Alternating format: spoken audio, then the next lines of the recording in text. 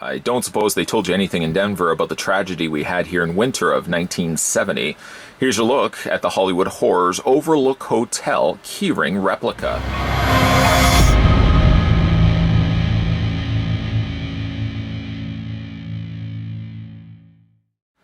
Take home a piece of the Overlook. The Overlook Hotel is the iconic location of the events in the movie The Shining.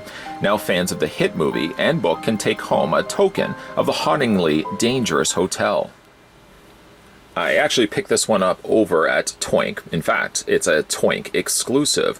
Wondrous Mystery Box of Splendor. You can pick this up over at Toynk right now for the price point of $9.99. Being an avid enthusiast of movie replicas, especially horror replicas, I jumped on the chance to pick up the Hollywood Horrors Overlook Hotel keyring. I did one better too. I decided to keep it sealed until eventually opening it up here on camera so you guys can see what it looks like as I do an unboxing. Immediately, you are treated when we dump this out of its box contents. If I can get my finger actually in there. There we go. We're going to put the box right over there. Hollywood Horrors also does a whole bunch of other replica key rings, some of which I'm sure we will be looking at on this channel in future videos. You can see that it's almost presented here as a jewelry box, kind of in a jewelry box display. When we open this up, right off the bat, the one iconic room that of course the key ring had to represent was the infamous Room 237, an authentic design that pays tribute to the movie. The Room 237 keychain is indicative of the eerie setting in which, of course, probably one of the more gruesome, scarier aspects, certainly growing up and watching The Shining, was the events that happen in 237. And without, of course, giving much away to some viewers, I'm sure there's certainly some out there that would have not seen the film. Do yourself a favor and watch The Shining. On the one side, though, we've got room number 237. And then, of course, on the other side, we've got the Overlook Hotel. It says Mount Qualo, Colorado 80305, and it also includes the phone number there as well. There's also the affixed stamp location in which this can be sent back. The only thing, of course, missing from this is your keys, or the keys if you still had them for room 237. I would probably just throw those keys out. You probably don't want to be going back into room 237. But again, the only thing that's really missing from this is your very own keys. I probably will not find myself, in all honesty, using these as traditional key rings, as a real keychain that I'm going to be taking around with me. This is made up of a plastic material, and certainly I do not want this breaking. So I think in my man cave room, I'll probably just display this on the shelf and probably try to find myself a similar enough key looking like the one that was used in the film. It is very authentic, as you can see as well. Unlike other keychains, the replica keychain has been modeled after the old classic room key tags and are authentic, I should say, to the ones that were used in the movie. So again, it's a bright red plastic keychain.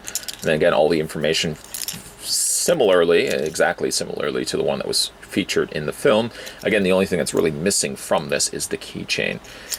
They do actually have a bunch of these over on Toynk's website. The other one that I picked up and we're going to be looking at in a future video is also the one from the Bates Motel. Almost more iconic than The Shining, but as soon as you, of course, see 237, avid fans of The Shining will automatically recognize that.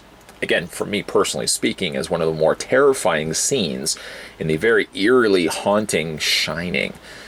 Again, I'll try to see if I can find myself a key that looks close enough to this. While it's not something I'm going to necessarily be displaying in my pocket, carrying around my actual keys for my house, but I'll probably see if I can find a key that's close enough in resemblance to the one that was in the movie, and I'll likely hang this up on my wall.